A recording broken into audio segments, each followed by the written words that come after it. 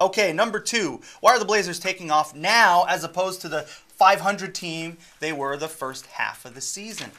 I want to first, a lot of times I write the questions, but I really want to give Nate some credit here because I know I got you all upset, and I want to, just as a peace offering here, he came up with the questions this week. These questions are awesome. That's why they're straightforward. I know, I go all over the place. Well, because you give context. Yeah, I'm bad with that. I just like to give it to him. It's two different flavors. It's all good.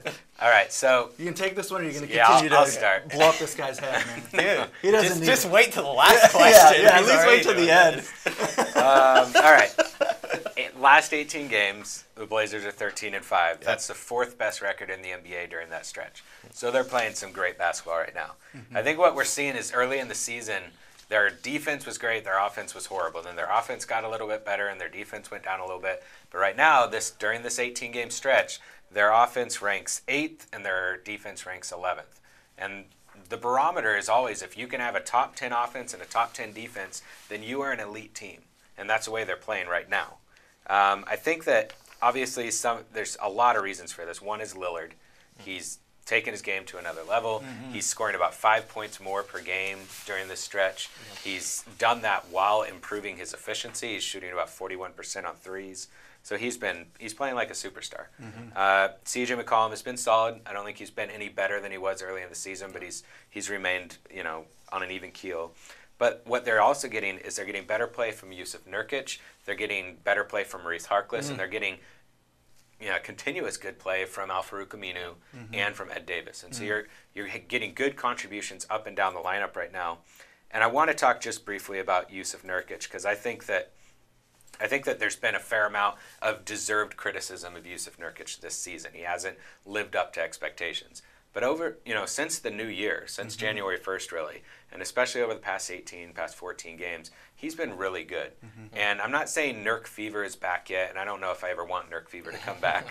But, he's playing at about the same level right now as he was during that 20-game stretch with the Blazers last season.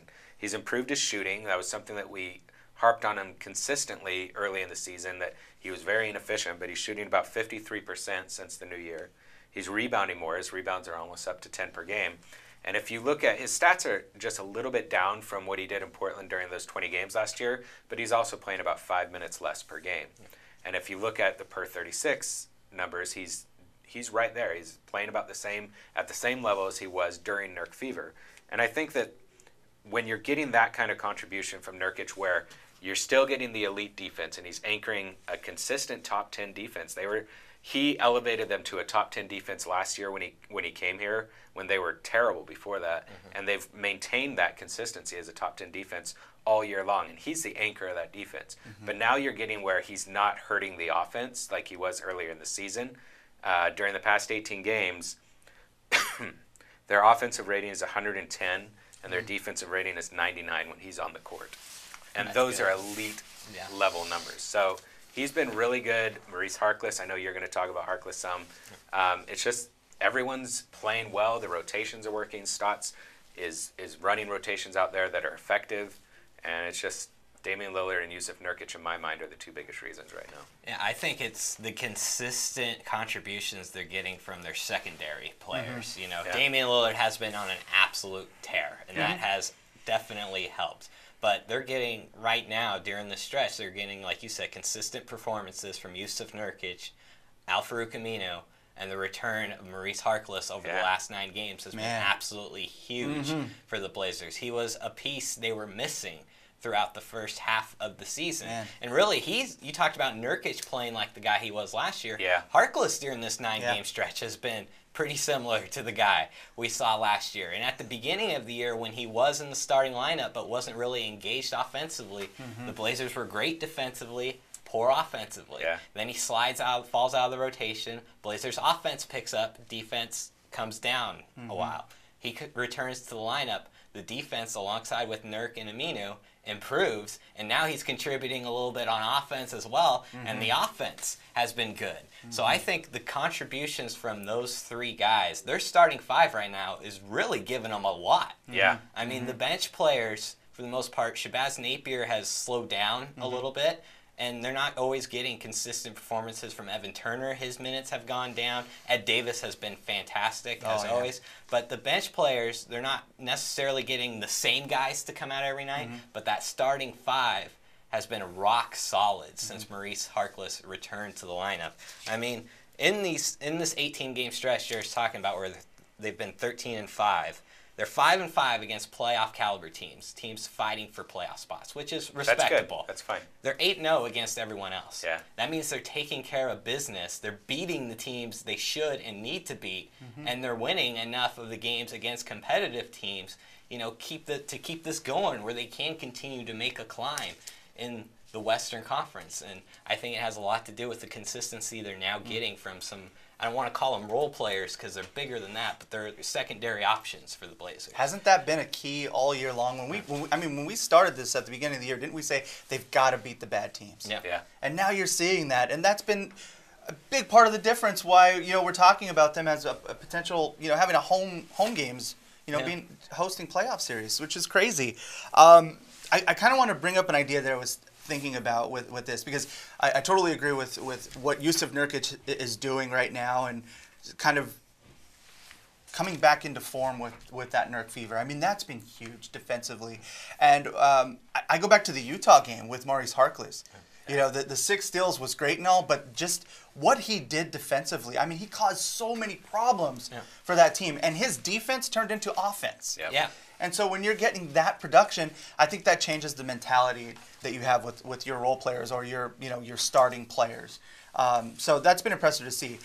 But my question is, I was thinking about this too, and for the past week or two, I'm like, what really is the difference? Damian Lillard talked about urgency. Like ever since the All-Star break, urgency. And there's no doubt he's the catalyst for where they are right now. He's given this team confidence. The team believes in each other. They know their roles. Yeah. I think all of that is huge, and all of that is because of what Damian Lillard is doing right now. Yeah. The dude refuses to lose. Okay, but my question for you guys is about the trade deadline. And because so many players, whether it was just a rumor or whatever, like the conversation that surrounds this team, I felt like there was a lot on these players' shoulders.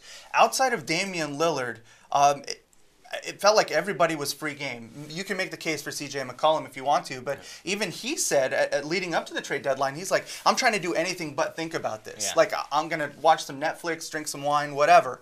But I just think that there has to be some relief after the trade deadline where it's like, okay, I have my freedom back. I can go out and play. And you instantly start to see the wins pile up and guys relax and go out there and do their thing. Yeah. I'm curious if you guys think that any of that plays into it. I think all of what you said has played a role into this. Shabazz Napier, after the win against Sacramento, he said it's not that the guys weren't comfortable with each other and that they didn't trust each other, but he said there's a new level of trust with each other. And part of that may have been, they didn't know what this roster would be like after the trade deadline. Part of it may be, Maurice, guys not fulfilling their roles the way they were expected to, and other guys maybe having to take on roles that really didn't fit their skills and capabilities. But I thought that was interesting to hear Shabazz say that, because he said they are a pretty tight, close-knit group, but it's been different over the last couple weeks. There's definitely more trust in each other, and I think some of that also has to do with Damian Lillard's confidence. I think they totally feed off of it. Oh, for sure. I also think that if you look at the players that we've talked about that have taken their game to where it should be with Nurkic and Harkless, they were two of the players who I think were mentioned or affected by trade rumors more than any other player. Maurice Harkless has been on, in trade rumors since last summer. And then DeAndre Jordan was the main player who was in trade rumors about the Blazers, and that had to affect Jusuf Nurkic. So I do think that's a great point. Coming out of the trade deadline, not being traded, being able to just focus on basketball again and know that the team wants you and trusts you, and I think that has helped Maurice Harkless and helped Jusuf Nurkic. And these guys all know now they're in it for the long haul. No one else is walking through that door to come and help them. It's on them to get this done, and they all have the same goals and aspirations their leader does, which is to be better than a 7 or 8 seed, and they've been playing like that over the last month and a half. Yep. Let's move on to our final portion of KGW Blazers 3-on-3. It is Nate's time to shine Nate's right all now. excited. No. Nah. He's feeling real good Surprised about you didn't himself bring right balloons now. in here for yourself. I asked because we were lucky and someone brought by some Elliptic Brewing beer. I asked if we could bring that into here, but I was told no. Oh, And man. so I said, "What? It'd be great. It's perfect atmosphere for having a cold one." But I like where you're taking this show. I really do. there were also cupcakes, but I may have ate all those when we came in here. But So- yeah, we're like three-quarters of the way, two-thirds of the way through the season now, and we're all close. Yeah. Jared and I are tied at 40 and 21. I climbed back to tie Jared at the lead, and you're still, you're a game back, but it's like the Western Conference. It feels like you're on the other side of the mountain. That's what I was thinking about, man. I'm like, I feel like I'm the Blazers right now, in this prediction stuff. I really need to put I'm together also a going to run. say that we've done a pretty good job at picking games this year. And not bad. 40 and 21, that's not bad at all. No. No. And, last week was a perfect week for me, and I'm just going to start. Do we want to say Max is telling us, come on, move it on. fine. Stop talking about Go ahead, yourself. In no. TV How great purposes, you are. in TV purposes, this is called a wrap. Yeah. And Max has been in full throttle, like That's what make him stop. that's what he gets for working with a couple web guys doing this. That's true. He does. Max has to hear this all week long. Real quick, before you guys get into your predictions for the next week, I was looking at the schedule.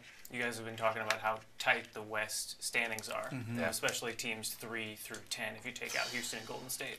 So the Blazers have 9 games against teams 3 through 10 in the West remaining, plus 2 against Houston, 1 against Golden State. So it's going to stay crazy. Yeah, it That's, really is. that's fun, such man. a good point. And one of those games is tonight. And another one's on Saturday. I think you mentioned this, the second best or toughest schedule in the West, behind the Spurs. The Spurs, and then they're tied with the Thunder for the most challenging remaining schedule left in the And West. I think it's top 5 toughest schedules in the NBA. Yep. For the rest of the season. Yeah. I mean, this is going to be. They tough. got a lot of tough. But if you look at all the teams and who's in the the top 10 and most challenging remaining schedules, it's all these teams. Yeah. Because they're all playing each other. Yeah. Max mentioned it. Yeah, and they all have to face each other, which makes every game even more valuable.